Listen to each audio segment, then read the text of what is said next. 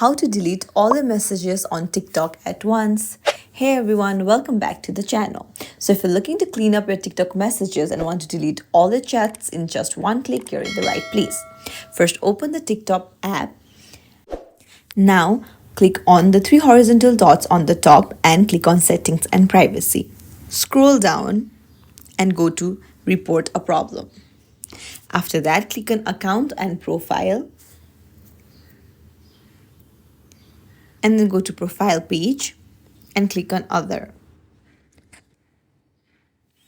Now again scroll down and select Need More Help. This is where you'll submit your request. Now in the text box, briefly state the issues you're facing. Just write that you want to delete all the messages on TikTok, and once you've done that, tap on Submit. And that's it. After you submit your request, all your chats will be deleted within the next 24 hours.